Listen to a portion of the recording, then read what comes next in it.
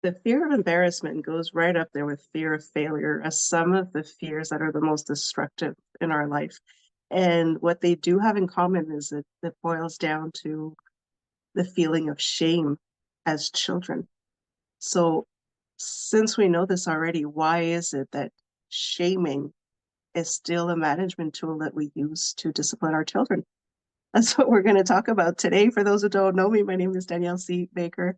I am the founder and CBO of Being Connected. I'm also a registered early childhood educator with over 20 years experience in the field. I work with parents and teachers to navigate the realities of what parenting is today. But don't get it twisted. When you work with me, we're putting the child's needs first. So we're going to have to put the ego and pride aside, and let's get to it.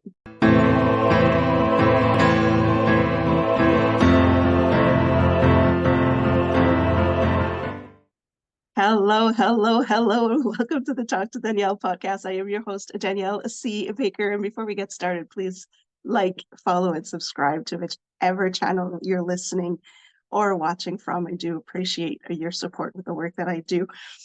And of course, with season 2, this episode is brought to you by the Self-Esteem Doctor Online Academy with the amazing Dr. Simone Alicia. There's a wealth of resources there to help with your child's self-esteem and confidence, which is very helpful for the topic we're going to talk about today. So I'm going to leave the link in the description so you can have a look at that as well. I highly recommend it. There's so much content there that is worth having a look.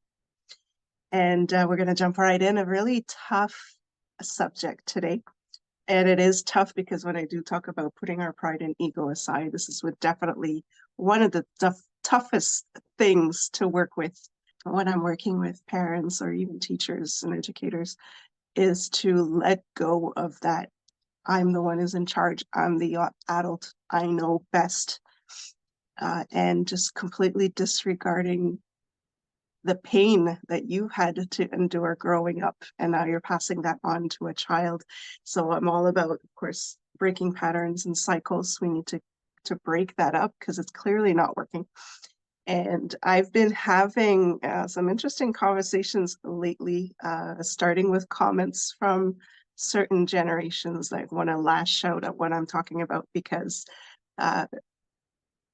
people like me apparently are the reason why our society is falling apart, that we're too soft on the children. And so I do open up these conversations, and I love having these conversations because they often forget that I'm part of their generation. I'm a Gen Xer, but I'm kind of on the cusp with the boomers. So yeah, let's open up that conversation, please, because they're always saying that the way that they were raised and the way that they raise their children is the best way. But they seem to forget that the generation that they're disrespecting right now is the generation that they raised. So yeah, let's have that conversation, please. Shall we? So I just thought I'd throw that out there. I'm not being disrespectful. I understand your point of view, but you need to open it up. That is a clear sign that you've gone through a lot of pain growing up. And it's difficult for you to get past that. So please, let's end it with us so that our children don't have to clean up our messes anymore.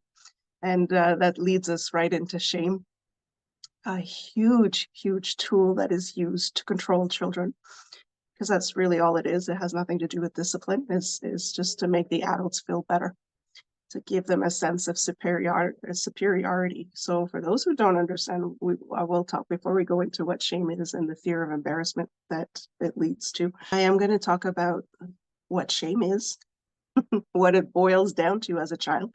As adults will experience shame as well, but our reaction as adults stem from what we've gone through as children. What it does to a child when it's a continuous thing, when it's a routine thing. We're going to talk about the results and how that leads to the fear of embarrassment. What happens? What does that create as an adult later on in terms of mental health and personality traits? What shaming could look like in a child, because children will not flat out say, I'm ashamed or I'm embarrassed. Those are really big emotions, so they will not know how to explain it. So it'll come up physically, non-verbally.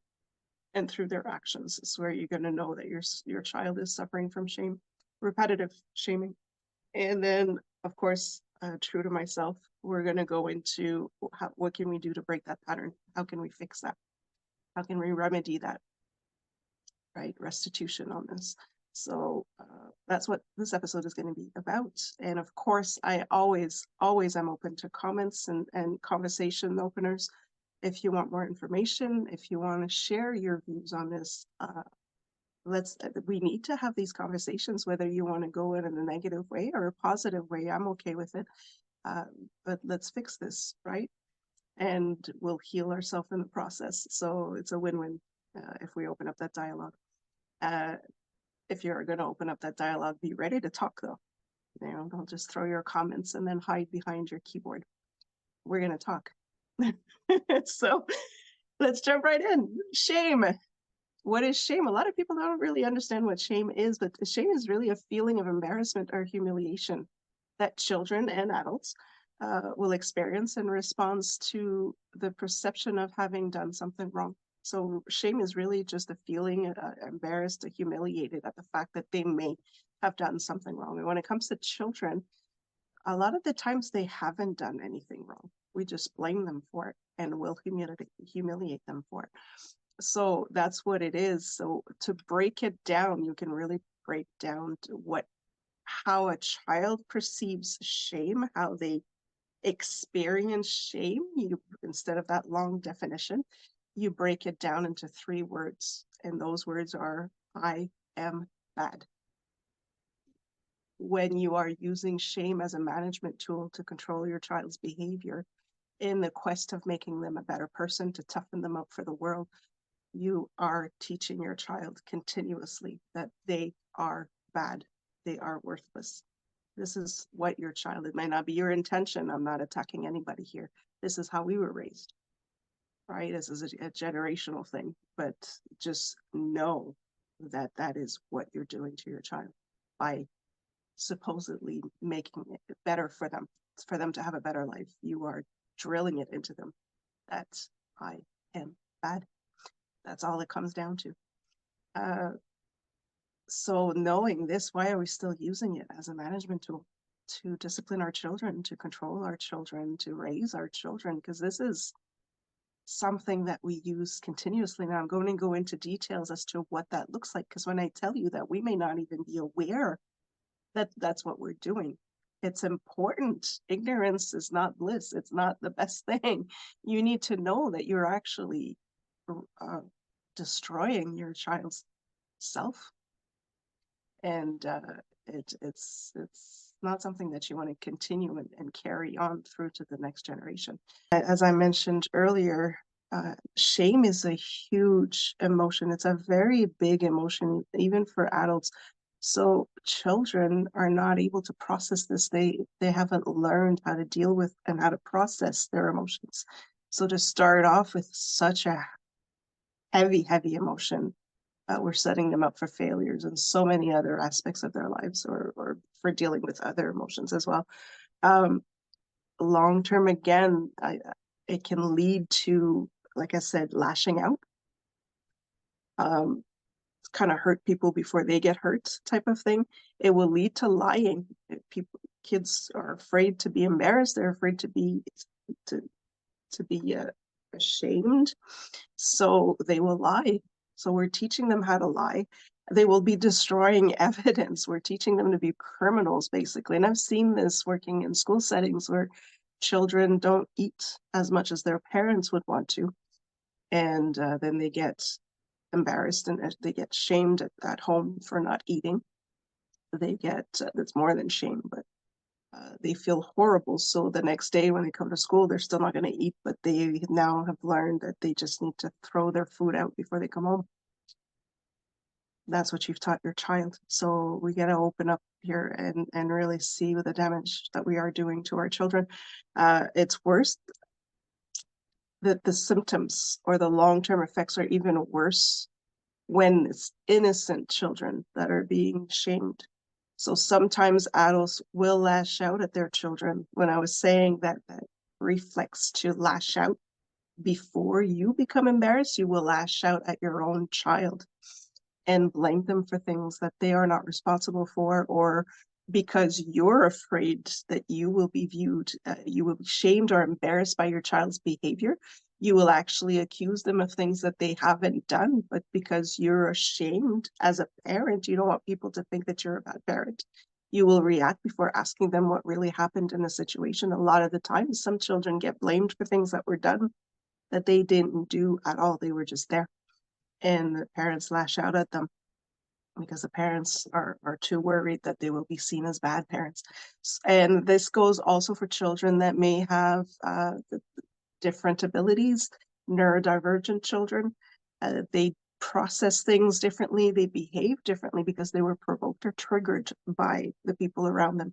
And now they're being shamed for things that other people have done. So again, that has a really harsh impact on them. It's even worse on them later down the road.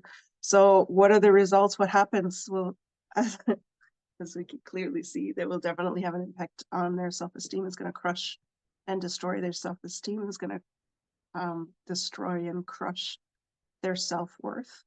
And it does have an impact on a sense of self as well. So now we're destroying their own self, their identity. They will not know.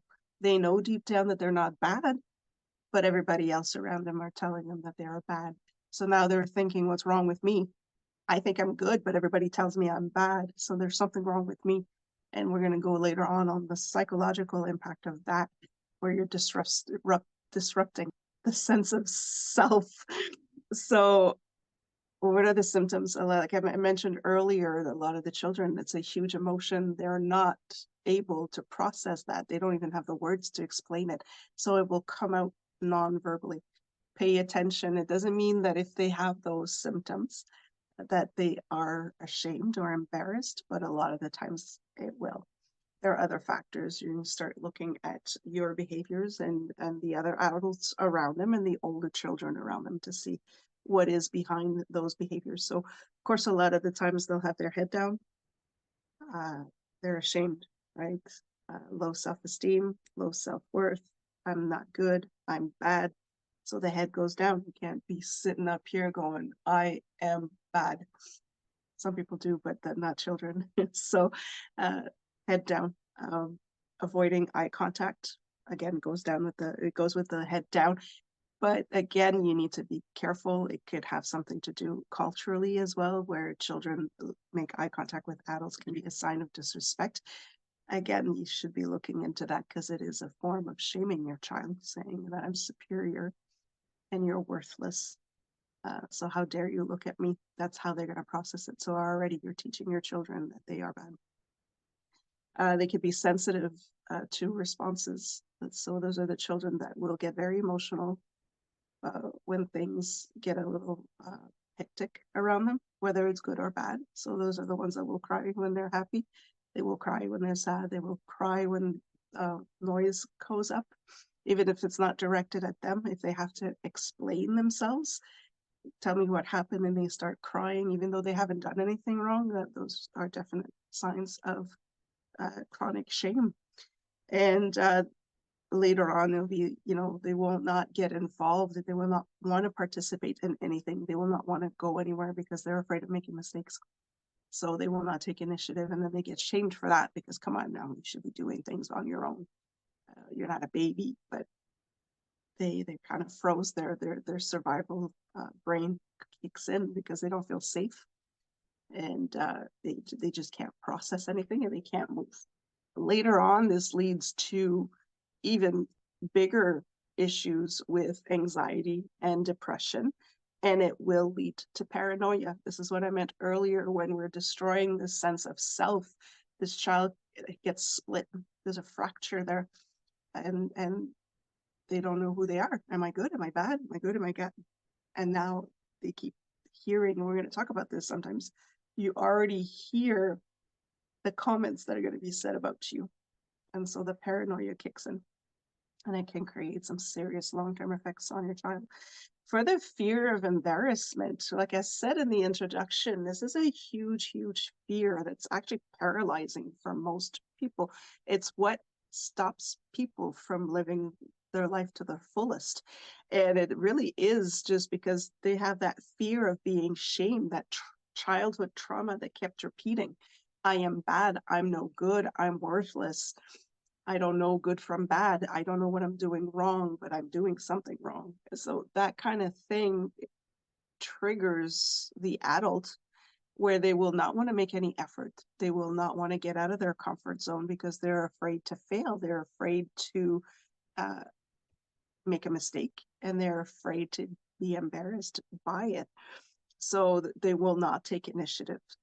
They will be kind of pushover. There will be the people that will keep ruminating over past events. They will keep living in the past saying, if I would have done it this way, this happened the last time, so I'm not going to do this. So they're constantly ruminating to see where things have gone wrong and what could they have done to prevent that from happening. They will avoid questions because they're afraid to make mistakes to the point where they are not able to answer a direct question and give a direct answer. Because again, they're afraid that they're going to say the wrong thing and be shamed for it or humiliated for it.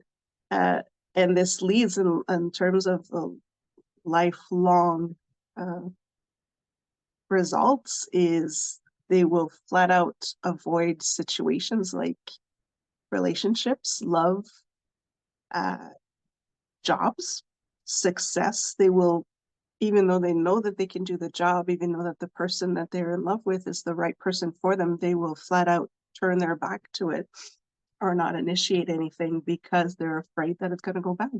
They're afraid that they're going to get embarrassed. They're afraid to be vulnerable to somebody or to take chances because they don't want to suffer those consequences and make things worse. So it has a huge impact. And this is something that most of us are going through now um, as adults. Those are certain things that we need to address as adults to help us move on in our healing process. Uh, and so we know that it's true because we are living it. Our parents are living it. They're denying it, but they are living it as well. So there's definitely some work to be done there, and we can help our children get through, or at least to break that pattern with our children so that they don't carry it on to the next generation. Um, so what does shaming look like? Right? Like I said, some of us are not even aware that we're shaming children. We're just acting the way that we've seen adults act, or maybe that people are acting around us. And it just comes out. We're not really paying attention to what we're doing because it's second nature to us. But it is shaming. So what does that look like? There's quite a bit. I'm going to just give you a few because those are the most common one. But of course, your words have a huge impact on your children. So making your children, at any time that you make your child feel bad for something that they did, that's shaming, no matter whether it was a good thing or a bad thing. Making them feel bad about what they did. So when I say even if it's a good thing, they may have tried to help you clean up the kitchen, but they broke some dishes because they're young. It happens. And you get mad at them for doing that, or they wiped the counter, but the cloth was dirty, and so they smeared dirt on the counter, and now you're angry at them for making a bigger mess. They were trying to help. They were doing something good. But the way you handle it is going to shame them.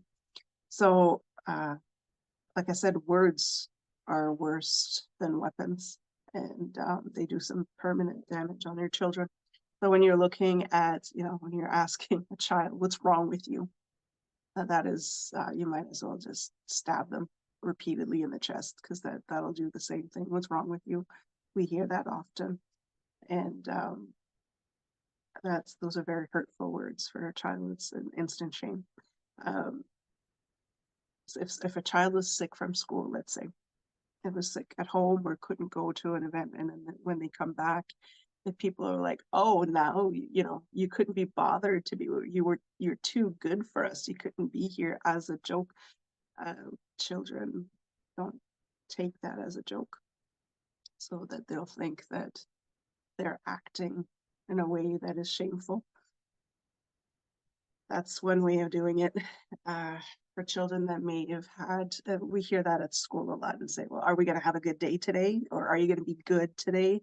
When you send your kid off to school, you're you mean well by saying, hey, we're gonna have a good day today. If they're known to have behaviors at school, to say we're gonna be good today, but we're actually shaming them. They know that they've had some issues at school. So the fact that you're constantly bringing it up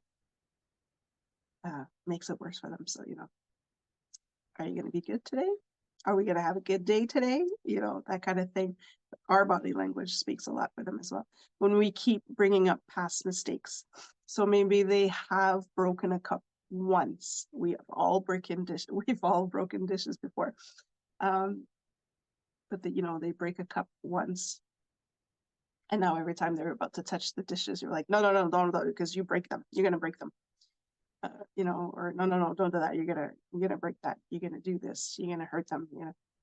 Because they only did it the one time they had to learn, and now you're belittling them with it, laughing and mocking at their reactions or their feelings of someone got scared, or a child got scared and they started crying, and now you're laughing at them for crying. That kind of thing. That's shameful. They're expressing feelings that they can't understand yet, and now you're shaming them. So it's just a double whammy on that one. One of the worst, and I think that borderlines abuse in this, the people that will record their children acting out and then show everybody, look how silly, look at the big baby, look at how some people will even post it on social media. I'm sorry, but that is abuse. So please be mindful of what you're doing. You think it's funny, as parents, we like to share anecdotes about how rough we can have it sometimes, but just think of the long-term impact you're creating for your child as well. So let's tone that down a little bit. Comparing your child to others, look at your little brother. He's not crying. Stop being a baby. That kind of stuff. That's, again, I don't need to explain further than that. Or telling them, why do I even bother? You're going to do it anyway. That kind of thing. Even as adults, we react to that. So imagine a child that doesn't understand what's going on, or that it may not even understand that they've done something wrong. Having unrealistic expectations for them. Again, so if you have a 2-year-old and you're expecting them to cut paper perfectly, that's unrealistic. Their muscles and their bones are not even developed yet. Their bones haven't fused. Their hand is still loose. And their muscles are not developed. So that's unrealistic developmentally. On the development level, physically, they're not capable of doing it. So we shouldn't be shaming them about it. Say, well, what's wrong with you? You can't hold scissors. That's just an example. This is amplified for children that would have different needs, right? That have additional challenges in their development. This amplifies even more. So that's what shaming would look like. They're a little extreme. There's some that are very subtle, but you get the idea here of how our everyday comments will affect a child, impact a child, and it will also impact the children that hear it as well, because now they're going to be afraid to get that treatment from the adults, and they get nervous and anxious as well. So keep an eye on that. I've seen it a lot in schools without noticing. The teachers are not doing it on purpose. It's just a reaction. They've been saying it for decades, and they're still saying things to their children where it makes me cringe every time. Like, oh man, come on. Really, this is how we're going to start the day today? What happened to, hi, how you doing? I'm glad to see you. Instead of, what kind of day are we going to have today? So let's just tone it down a little bit for our kiddos, please. So how do we change that? My goodness, can we change that, please? Of course, we got to bring in empathy, which is where adults seem to have a really hard time with. Well, this is how I was raised. This is how it was for me. So yeah, so this is how you want it to be for your kids? Really? When I was talking about the generations earlier, let's be real here. The conversations that I've had recently was our way was best. We knew what was right, we knew what was wrong, and it's like, yeah, but look at what you're doing now. The generation that they are disrespecting is the generation they're raised. So please, yes, do tell me how about your parenting style so we can stop it there. Right? Nobody will take accountability for the fact that their amazing parenting style created those new generations. So let's not get too cocky about it, please. Empathy.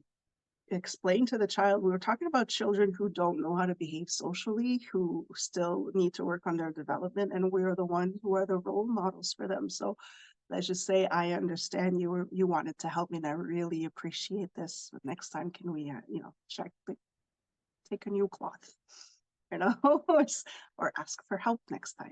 I really appreciate you trying, that kind of thing. Here, let me show you how we could do it so it doesn't happen next time.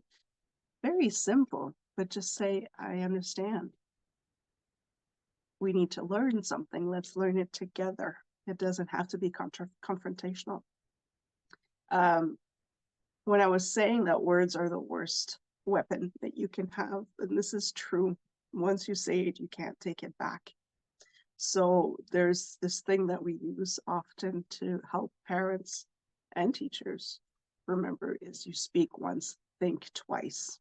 Speak once, think twice. So think twice before you say what you're about to say. Say, okay, what is that going to look like for the child? Because again, once those words come out of your mouth, you can't take them back. And you've just shot that child for life. So speak once, think twice. Just think about it before you're about to throw a backhanded comment or to be sarcastic or to react to the child's behavior. Think twice and then speak. It will help a lot. Try to understand or show that you're trying to understand. A child's behavior is an iceberg. So the behavior that you saw that bothered you is the tip of the iceberg. You didn't see everything that's under the water. So what provoked it? Were there other factors at play? Were there other people at play? What is going on that created this behavior, right? So try to understand where that came from. What we see or the reason why we think the child acted up, I can tell you from experience, hardly ever the reason that we think. There's something else hidden behind that. So with the empathy, you can kind of calm the child down and then start asking questions to see what really happened. What really happened. Don't put words in their mouth, but give them the time to explain so you can see what really triggered it, because they might not be the reason why this behavior happened. And they're not bad. They're not bad children. So understand the behavior. Think of it as an iceberg. Okay, I just saw the tip of the iceberg. What's hiding underneath the water now? And figure it out. It does require time. Once you get into the habit of it, it becomes a lot easier. And once your child starts trusting you again and feels safe around you, that they're not going to be shamed anymore, they're not going to be embarrassed anymore, then they will open up more. So just know that if your child doesn't want to tell you, it's because they don't feel safe to tell you. There's, again, ego and pride. There's some work there that you need to do. Make sure that your child feels safe to tell you. And don't forget also that every child is unique. We are all unique. So the way that they react to a certain thing will not be the way you react to certain things or that the other children react to. And that's perfectly normal and that's perfectly respectable. So don't compare. Every child is different. Everybody develops at a different rate. So what you expect of those children may not be realistic. So just remember, everybody's unique. Everybody will react differently. And everybody will take a message differently. That's why, again, think twice, speak once is what I'm saying. You don't need to second guess yourself all the time, because that just creates other issues. But just think, okay, is this coming off negative or positive? And let's try to switch it to a positive thing. It's not easy. We still will make mistakes. It's an instinct to us because that's all we've known. So it's perfectly normal. But just remember that there's a huge impact. Just remember that most of the issues that you have as an adult stems down to shame as a child.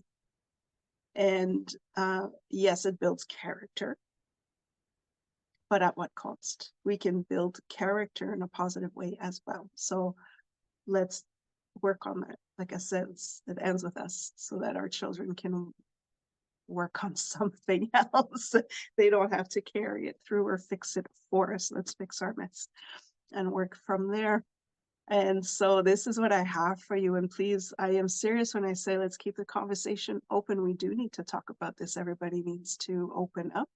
things that we were not allowed to talk about when we were younger.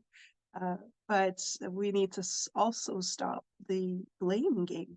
Let's take accountability for our actions. Who cares where this stems from? But the only thing that should matter is, are you still doing it? And why are you still doing it?